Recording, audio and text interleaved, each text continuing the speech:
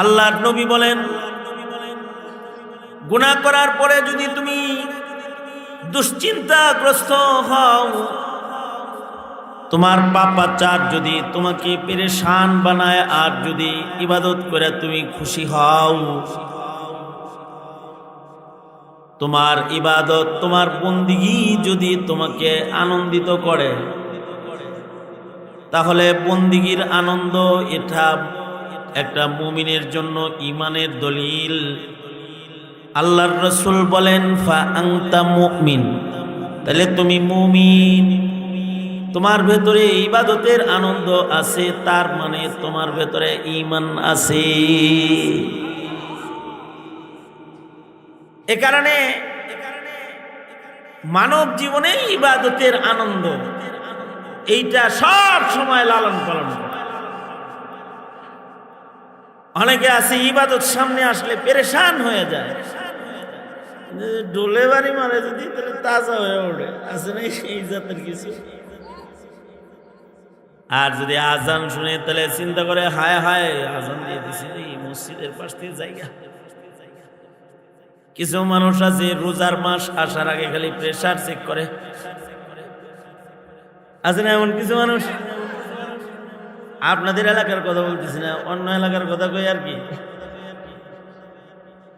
রমজান মাস কাছাইতেছে, কয় প্রোফাইল ফাইলটা করা দরকার, চেক আপ করা দরকার, বডি চেক আপ করতে হইব, হার্ট টাট ভালো আসেনি, প্রেশার টেশার ঠিক আসেনি। কি লেগে রে এত চিন্তা কেন করে? রোজার মাস আইতেছে, কারণ রমজান মাসে রোজা রাখতে হইব। অনেকে আছে ইচ্ছা করে ডাক্তারের কাছে যায়, কয় ডাক্তার সাহেব শরীরটা বেশি ভালো না, সামনে রোজার মাস, কি করা যায়? কয় লাইসা আলাল মারিজ হারাজ, যদি অসুস্থ থাকে তাহলে খাইলে কোনো সমস্যা নাই। আপনার শরীরটা যেহেতু অসুস্থ, তাই আপনার রোজা রাখার দরকার নাই। প্রেসক্রিপশন করে বউরে যায়, কয় তুমি কোনো ভুল বুঝো না, কিন্তু এই দেখো ডাক্তারে লিখছে। মানে দিনের বেলায় বাহানা করে রমজান মাসের রোজা ভাঙবে। ইবাদত আসছে তো তার পেরেশানি বাড়ছে, বন্দিগি আসলে পেরেশানি যাদের বাড়ে, গুনার সামনে আসলে যারা তৃপ্তি পায়, এগুলো হলো ঈমান নষ্ট হওয়ার আলামত। আর যদি ইবাদত সামনে আসলে খুশি হয়ে যায়, ইবাদত কইরা খুশি হয়, গুনাহ হয়ে গেলে পেরেশান হয়ে যায়, তো আল্লাহর রাসূল বলেন এই সিফাতটার নাম ঈমান। যার ভেতরে এই গুণ আছে তার ভেতরে ঈমান আছে। আর এই প্রকারের নফসকে কোরআনের ভাষায় বলে নফসে লাওয়ামা। আল্লাহর কালামে 3 প্রকারের নফসের আলোচনা আছে। কয় প্রকারের নফস? 3 প্রকার। এক প্রকারের নফস হলো নফসে আম্মারা, যে নফসের খালি আকাম কুকাম ভাল লাগে, যত গুনার কাম আছে এগুলো সব তার মজা মজা লাগে। এই প্রকারের নফস যাদের খালি গুনাহ করতে ভালো লাগে, ইবাদত খারাপ লাগে, এগুলো খারাপ নফস। এর নফসগুলো দোজকের আগুনে নিক্ষিপ্ত হবে, কোনো সন্দেহ নাই। কিন্তু যাদের নফসটা কম নফসে লাওয়ামা, লাওয়ামা নফস কাকে বলা হয়? লাওয়ামা নফস বলা হয় যাদের হৃদয় ইবাদত করতে চায়, যদি তাদের গুনাহ হইয়া যায়, তাদের নফস তাকে মালামত করে আর বলে যে কামটা ভালো করলি না, মিশা কথাটা করলি, কাজটা ভালো হয় নাই, নামাজটা ছাড়লি, কাজটা ভালো হয় নাই, ধোঁকাবাজিটা করলি। নিজেই নিজেরে কতক্ষণ খারাপ কয়। এই যে নফসগুলা এতটুকুন ভালো যে অপরাধ করার পরে বুঝতে পায় যে সে অপরাধ করেছে, সে অপরাধী, তার কাজটা করা ঠিক হয় নাই, এই নফসগুলা লাওয়ামা নফস, এদের কিছু ভালো দিক আছে। আল্লাহ তাআলা এদেরকে খাতেমা বিল খায়ের দান করে। আল্লাহ তাআলা এদেরকে মরণ ভালো দেয়, এদের কবর ভালো হয়। এদেরকে আল্লাহ তাআলা বাহানা বাহানা দাঁড় করায়া আল্লাহ তাআলা তাদেরকে মাফ করে দেয়। সুবহানাল্লাহ। কিছু কিছু মানুষ দেখবেন নামাজ ঠিক মতো পড়ে না, কিন্তু রোজার মাসে মরছে। এরকম কেস ঘটনা নামাজ পড়ে না কিন্তু মরছে তো একেবারে রমজান মাসেই মরছে। আছে না কিছু? কপাল ভালো লোকটা, যদিও নিজে ইবাদত করে না কিন্তু তার নফসটা ভালো।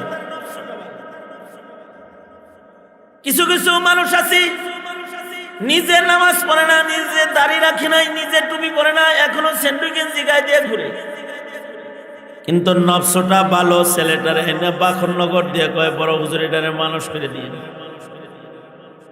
তার মানে লোকটা গুনাহগার কিন্তু তার নফসটা কি বুঝতে পারি নাই।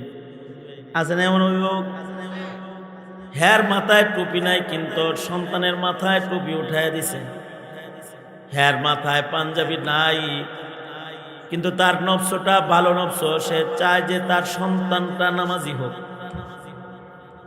তার সন্তানটা হাফিজে কোরআন হোক। নিজে টাইম মতো নামাজও পড়ে না কিন্তু তার বিবিরে বাইরে যাইতে দেখলে কয় এই বাইরে যাও, কে পর্দা করতে পারে না। এই জাতের কিছু মানুষ আছে যারা নিজে নেক করে না কিন্তু বদকার দেখলে হ্যাঁ শুনেছো। নেককারের সাথে তার একটা ভালোবাসা আছে। নিজে আলেম না কিন্তু আলেমদেরকে ভালোবাসে, আলেমদের চেহারা দেখে, আলেমদের কথা শুনে। নিজে নামাজ পড়ে না কিন্তু আরেকজন নামাজ পড়লি নিজেরে নিজে কয় তুই ভালো হইলি না রে, তুই ভালো হবি না রে। নিজেরে নিজের কম মালামত করে। আর কাউকে যদি ইবাদত করতে দেখে তাইলে তারে কয় ভাই এক কাপ চা খায়া যান। তার একটু আদর করে, তার একটু কদর করে। তার নফসটা ভালো নফস। এই ভালো সিফাতগুলোর এত দাম, এই সিফাতের কারণে তার মরণ ভালো হইয়া যায়। দেখা যায় রমজান মাসে মওত হয়ে গেছে, রোজার মাসে যদি কারোর মওত হয় তাহলে দোজখ বন্ধ আছে, তখন জান্নাতের দ্বার খোলা। মরে তো সোজা আল্লাহর জান্নাতের ভেতরে প্রবেশ করে। দেখা যায় জুমার দিনে মৃত্যু হয়ে যায়। হাদিস শরীফে জুমার রাতে, জুমার দিনে কারোর মরণ হইলে একটা ফজিলত আছে, মাগফিরাতের ঘোষণা আছে। দেখা যায় যে শহীদি মরণ নসিব হয়ে গেছে, ইবাদত ঠিক মতো করে না কিন্তু খাতমে নবুয়তের মিছিলে গেছে, গুলিটা হেল লাগছে আর সে শহীদ হয়ে গেছে।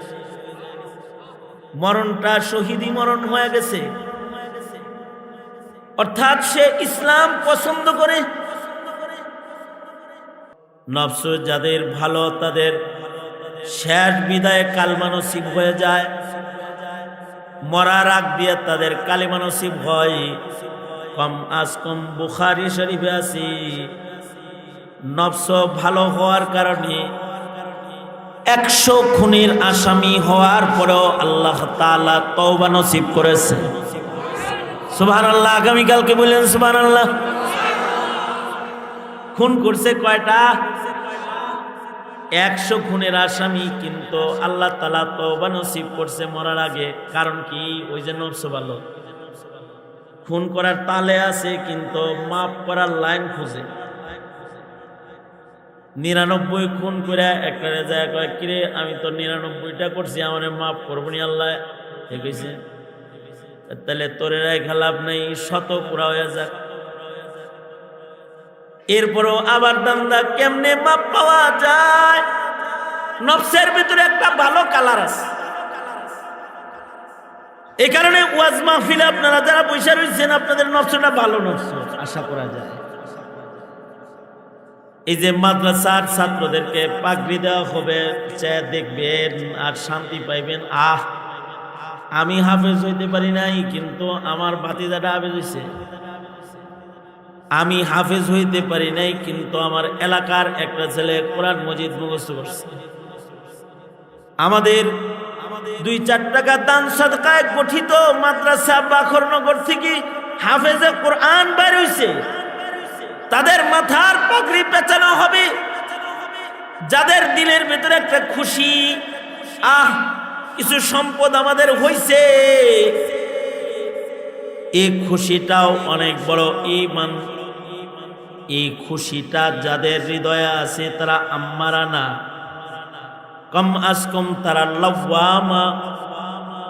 এদেরকেও আল্লাহ তাআলা বাহানায় বাহানায় জান্নাতের সম্মান দিবে।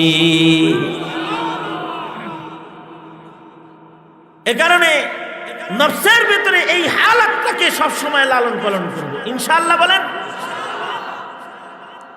তার মানে কি?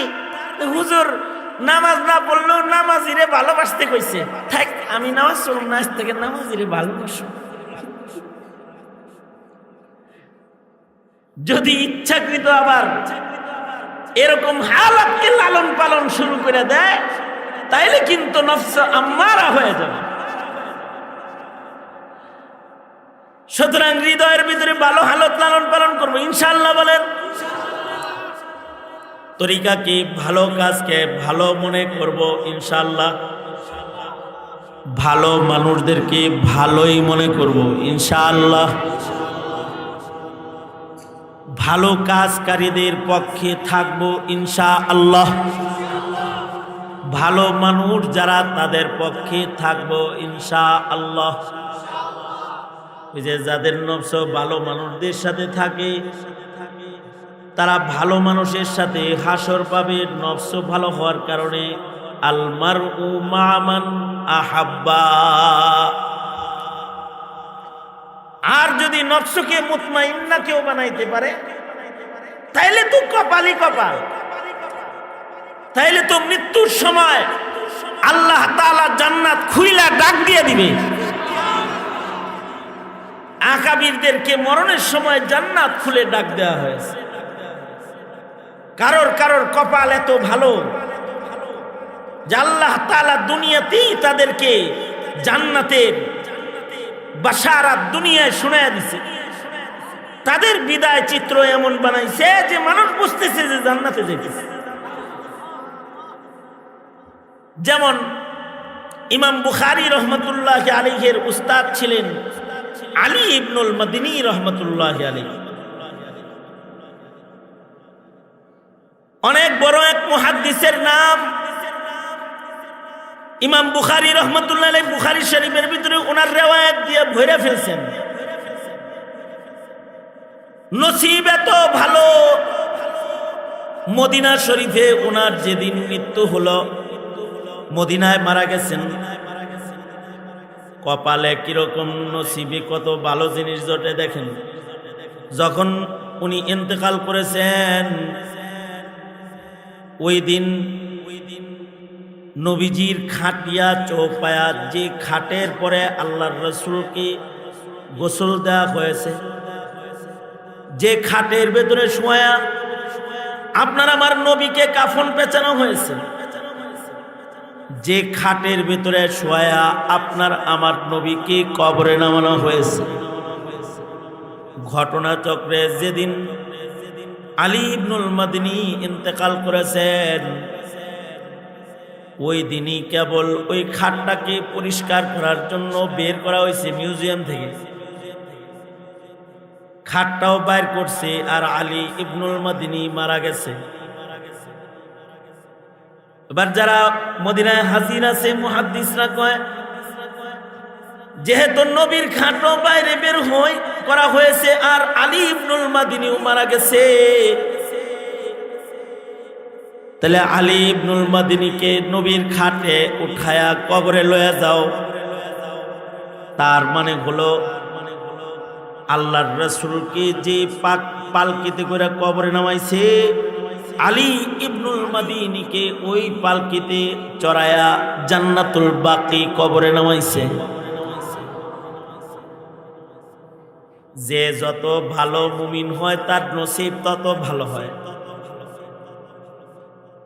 এ কারণে নফসের হালত যত ভালো করা যায় তত ভালো হয়, আল্লাহর কাছে সম্মানী হয়। নফস ভালো করার একমাত্র তরিকা হলো সোহবতে আহলুল্লাহ।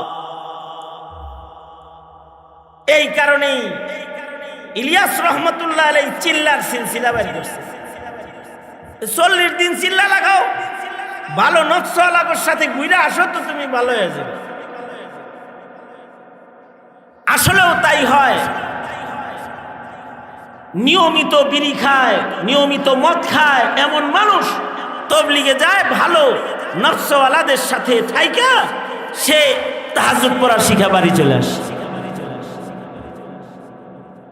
ওয়াজ মাহফিলে যারা আসে, অনেকে আছে মাহফিলে আসার আগে তার দিলের হালত হয় একরকম, আর মাহফিল থেকে বের হয়ে যায় আর একরকম। মাহফিলে বয়ান শুনতে থাকে, ভালো ভালো কথা শুনতে শুনতে নফসের উন্নতি হয়। আগে ছিল লাওয়ামা, এবারও মুতমাইন্না হয়। আম্মারা নফসগুলাকে যদি নেক সোহবতে নেওয়া হয় তো এটা লাওয়ামা হয়। আর লাওয়ামা যারা, তাদেরকে যদি নেক সান্নিধ্যে বসানো হয় এগুলো মুতমাইন্নুম বিল ঈমান। তাদের কলিজার ভেতরে, দিলের ভেতরে ঈমানটা বৈশা যায়, অর্থাৎ ঈমানের দ্বারায় তাদের নফস মুতমাইন হয়ে যায়।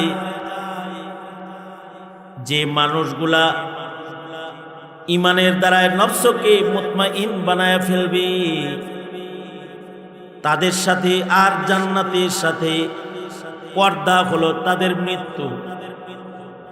একদিক দিয়ে তারা মরবে, আর এক দিক দিয়ে তারা আল্লাহর জান্নাতে ঢুকবে।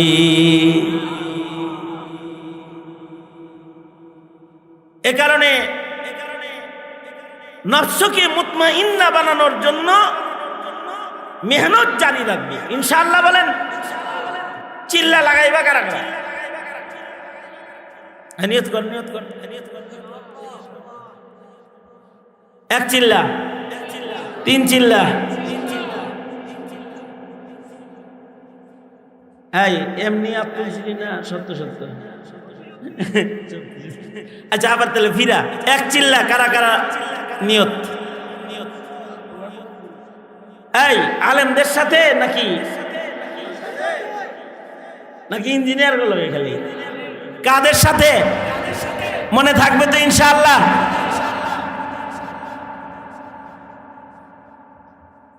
এক বেডি এক মুসলমান বাড়িতে গেছে, এক হিন্দু। কি ও বুবু, তোমাদের বাড়িতে দেখি কোনো বাইরে বাইরের আওয়াজ টাওয়াজ পাওয়া যায় না, ঝগড়া বিবাদ হয় না দেখি কোনো? বুবু আগে তো খুব পিটাইতো, চিল্লায় পাঠাইছিলাম, ভালো হয়ে গেছে। কি বুঝি না এই জিনিসটা? ওই যে আমার একদিন মারছে, এর পরের দিনই তবলিগের লোকেরা আইছে, হেরায় আমার জামাইরে ধরছে যে চলো যাই, নফস ভালো হইব, আল্লাহর কাম ভালো লাগবো, চলো মসজিদে যাই। চিল্লার জন্য ধরছে। হে কয় আমি চিল্লা মিল্লা দিতে পারব না, আমার অনেক কাম। আমারে তো মারছে, আমার মেজাজ খারাপ। আমি কইছি কোনো কাম নাই, নিয়ে যান তো ভাই। তবলিগের লোকেরা তো আরাম পাইছে, ঘরের ভিতর থেকে সমর্থন পাইছে। পরে বলছে ঠিক আছে 40 দিন না গেলেন 3 দিন চলেন। 3 দিন হ্যাঁ এটা যাওয়া যায়। হেও চিন্তা করতেছে যে খাইজা লাগছে এটা 3 দিনে ভালো হইতেছে না, বাড়ি মসজিদে যায় থাই। 3 দিন ওখানে রয়েছে। 3 দিন সকালবেলায় বয়ান শুনে, বিকালবেলায় বয়ান শুনে, বয়ান শুনতে শুনতে নফসটা একটু ভালো হয়েছে। এবার যখন চিল্লার জন্য নাম লেখাইতেছে তো আশপাশ থেকে গুতাগাতি দিছে, লেহান না ভাই, ঠিক আছে তাহলে এক চিল্লা। এবার 3 দিনের জন্য যায় চিল্লা পোড়া করা শুরু করছে। তবলিগের নিয়ম হলো প্রথম যারা যায় তা করে খুব মেহমানদারি করে, ভাত বাইরা দেয়, গোসল করা দেয়, কাপড় দিয়ে দেয়, কিন্তু সাথী যখন পুরান হয় তখন কাম বাইটা দেয়। কয়দিন পরে যখন পুরান হয়েছে তো রান্না করার দায়িত্ব বাইটা দিছে। একদিন তো ঘুরা ফিরা রান্না করার দায়িত্ব হেরাইছে। জীবনে কোনোদিন রান্না বাড়া করে নাই, পয়লা পয়লা রানতে গেছে, খালি লবণ দেয় কতক্ষণ পর পর, কতক্ষণ পর পর ঘুরা ঘুরা আসে আর একটু করে লবণ ছাড়ে।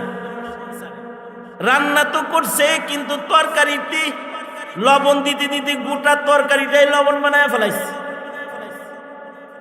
তাবলীগের আর একটা নিয়ম হলো, যারা রান্না করবে তারা সাথীদেরকে আগে খাওয়াবে, এরা পরে খাবে। খাওয়াইতেছে আর সবার খাওয়ার জিহ্বার দিকে তাকায় থাকে যে টেস্ট কিরকম হয়েছে, কিন্তু খায় যে খালি মুখ বাঁকা হয়ে যায়। কিন্তু আমির সাহেবে বলে দিছে খানার আয়েব বর্ণনা করা কিন্তু কবিরা গুনাহ। এ কারণে তিতা যতই হয়েছে মুখ দিয়া কেউ কয় না যে তিতা হয়েছে, খালি খাইতেছে খাইতেছে।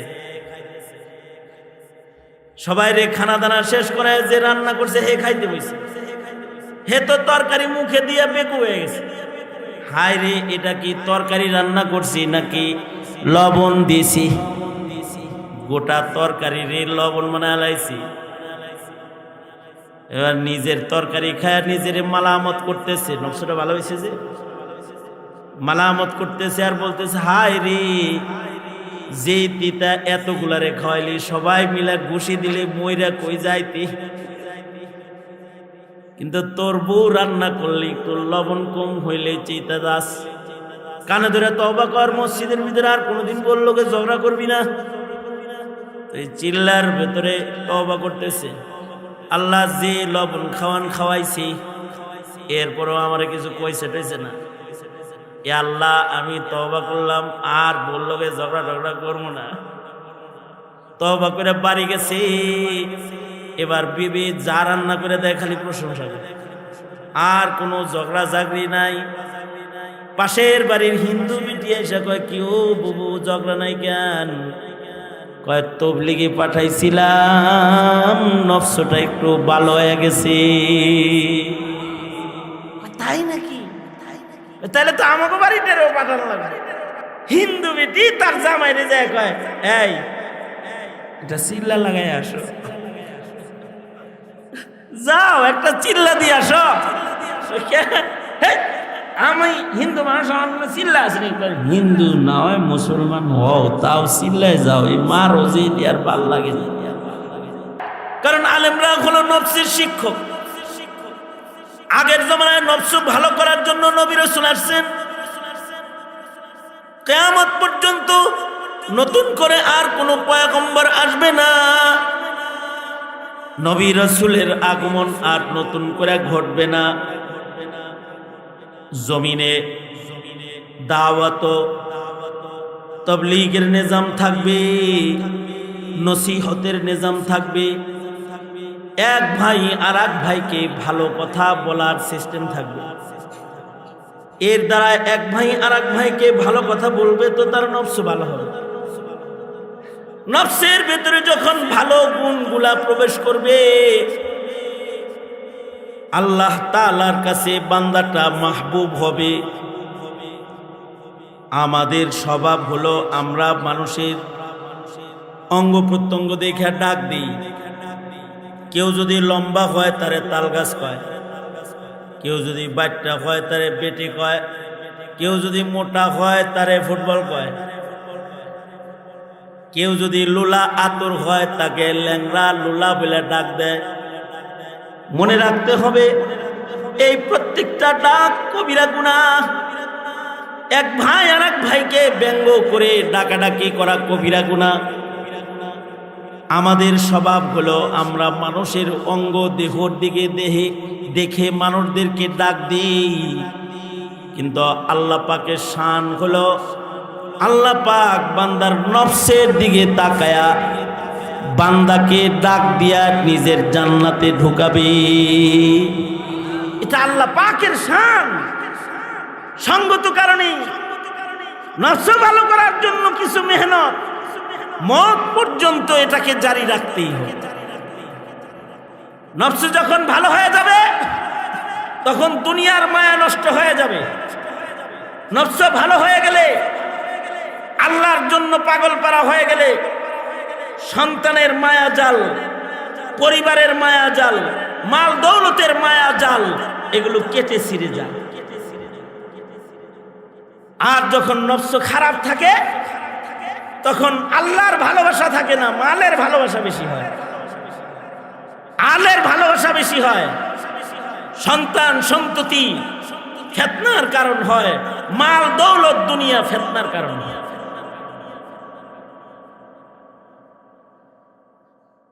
আল্লাহ তাআলা দুইটা জিনিসকে ফিতনা বলেছেন।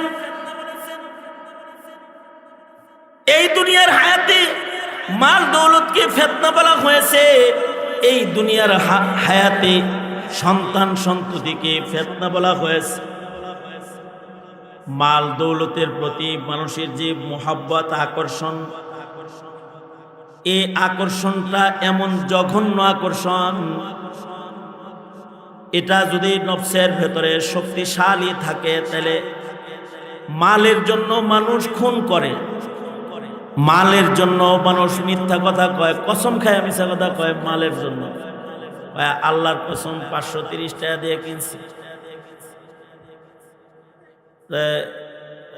পাশে যে আছে কর্মচারী সে কয় স্যার 530 টাকা না তো, এটা না 470 টাকা দিয়ে কিনছেন, কসম খায় কইলেন 530 টাকা, লাভেরটা যোগ করে কসম খাইছি। কসম খায় না বেচলে তো কিনবো না, মালের মায়ায় মিথ্যা কসম খায়, মালের মায়ায় একজন আর একজনকে আক্রমণ করে ফেলায়। মাল দৌলতের মায়া এমন, মালের মায়ায় মানুষের দিনদারি নষ্ট করে ফেলায়। শুধুমাত্র 500 টাকা মাসে পাওয়ার জন্য অথবা 5 কেজি চাল পাওয়ার জন্য খ্রিস্টান হয়ে গেছে। ইন্নামা আমওয়ালুকুম ওয়া আওলাদুকুম ফিতনা। মানুষের নফসের ভেতরে মালের আকর্ষণ এই পরিমাণ থাকে, কখনো কখনো মালের জন্য মানুষ নিজের ঈমান বিক্রি করে ফেলে। মুসলমানের ঘরে জন্মায় অনেকে কাদিয়ানি হয়ে গেছে শুধু মালের লোভে, খ্রিস্টান হয়ে গেছে মালের লোভে। বাংলাদেশের বহু নাস্তিক নাস্তিকতা করে মালের লোভে, কারণ ওরা জানে যদি নাস্তিক হওয়া যায় তাহলে বিদেশি দাদাদের নজর পাওয়া যাবে, দাদাদের নজর পাইলে মাল পাওয়া যাবে, দাদাদের নজর পাইলে পরে সারা দুনিয়া ঘোরা যাবে, সারা পৃথিবী তার জন্য ওপেন হয়ে যাবে। শুধুই মাত্র দুনিয়ার মায়ায়, মালের মায়ায় নিজের ইমানদারি নষ্ট করে ফেলায়। সন্তান সন্ততির মায়ায় মানুষ তার ইমানদারি নষ্ট করে ফেলায়। সন্তান পালতে যায়, সন্তানরে বাড়ি করতে যায়, বিবি বাচ্চা এদের মায়ায় মানুষ তাদের জিন্দেগি শেষ করে ফেলায়। 5 ওয়াক্ত নামাজ পড়ার টাইম পায় নাই, কিন্তু চাকরি তো করছে করছে, ওভার টাইমও করছে। সন্তানদের মায়ায় যদি সন্তানদেরকে কিছু বেশি দিয়ে দেওয়া যায়, যদি সন্তানদেরকে একটু ভালো এস্টাবলিশ করা যায়, সন্তান সন্ততির মায়া, এই মায়া জালে আবদ্ধ হয়ে দিন মানতে পারে নাই, নামাজ পড়ার টাইম পায় নাই, ইবাদত করার টাইম পায় নাই। সন্তানের মায়ায় নিজের দিনদারি নষ্ট করে ফেলেছে। সন্তানকে খুব ভালোবাসে, বড় ডাক্তার বানানোর জন্য খ্রিস্টানদের স্কুলে ভর্তি করে ধর্মহীন করে ফেলেছে। সন্তানরে খুব ভালোবাসে, এজন্য আহ্লাদ করে বেশি, আহ্লাদ করতে করতে এটা সন্ত্রাসী বানায় লাইছে। সন্তানের মায়ার কারণে, ভালোবাসার কারণে মানুষের সাথে মানুষ সম্পর্ক নষ্ট করে ফেলায়। বন্ধুর বন্ধুত্বের জাল নষ্ট হয়ে যায়, আত্মীয়তার বন্ধন ছিন্ন হয়ে যায়, সন্তানের মায়া, মালের মায়া, এই মায়াগুলোকে যদি কেউ দিল থেকে বাইর করতে চায় তাহলে তার নফসের চিকিৎসা করতে হবে। যার নফস ভালো হয়ে যাবে, তার দিলের ভেতরে দুনিয়ার মায়া, দুনিয়ার ভালোবাসা কখনো তাকে আখিরাত থেকে তাকে সরাইতে পারবে না, আখিরাত থেকে তাকে দূরে নিতে পারবে না। এ কারণে নফসের চিকিৎসা করা ফরজ, কলবের চিকিৎসা করা ফরজ। দেহের চিকিৎসা করা যেমন জরুরি, নফসের চিকিৎসা করাও জরুরি। এ কারণে নফসের চিকিৎসা জারি রাখার জন্য দেশে দাওয়াত ও তাবলীগ দরকার। নফসের চিকিৎসা জারি রাখার জন্য দেশে ওয়াজ নসিহত দরকার। নফসকে সুপথে পরিচালনা করার জন্য উম্মতের রাহবার দরকার, ওলামায়ে কেরাম দরকার। এইটা প্রয়োজন উপলব্ধি করে এই কাজগুলো শক্তভাবে হেফাজতকারী হইতে হবে। মনে রাখতে হবে, আমি আপনি যদি দ্বীনের হাল ছেড়ে দেই, আল্লাহর দ্বীন আল্লাহ তাআলা রক্ষা করবেন, কিন্তু আমরা ক্ষতিগ্রস্ত হয়ে যাব। এক সময় এই দাওয়াত ও তাবলীগ, ওয়াজ নসিহত, মাদারিসে কওমিয়া এগুলো যদি বন্ধ হয়ে যায়, এক সময় মানুষের নফস এত খারাপ হয়ে যাবে যে আজান দিলে পরে মসজিদে একটা লোক সেজদা দেওয়ার খুঁজে পাওয়া যাবে না, জিকির করার মানুষ পাওয়া যাবে না, পর্দা পুশিদা দিন মানার মতো মেজাজের মানুষ খুঁজে পাওয়া যাবে না।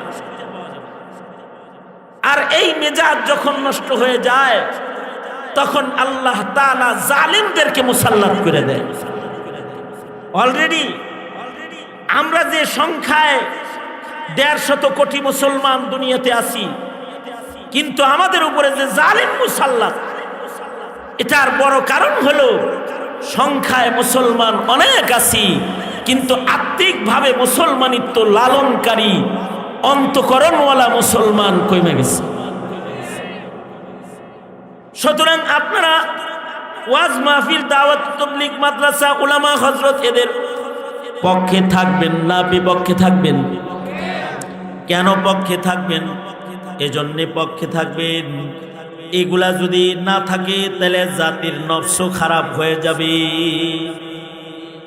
সুতরাং আল্লাহ তাআলা আমাদের সবাইকে দ্বীনি কাজের সহযোগী হিসেবে থাকার তৌফিক দান করুন, আমিন বলেন। আল্লাহ ওয়াদা করে দিচ্ছে, দাওয়াত ও তাবলীগ, উলামায়ে দেওবন্দ, মাদারিসে কওমিয়া, ওয়াজ নসিহত এগুলোর পক্ষে থাকবো ইনশাআল্লাহ। চিল্লা এখন ইনশাআল্লাহ। আল্লাহ কবুল করো। মাদ্রাসাকে দেখভাল করবেন, মাদ্রাসার সাথে থাকবেন, মাদ্রাসাকে ভালোবাসবেন। দিন থাকবে, জাতি থাকবে। দিন থাকবে না, জাতি থাকবে।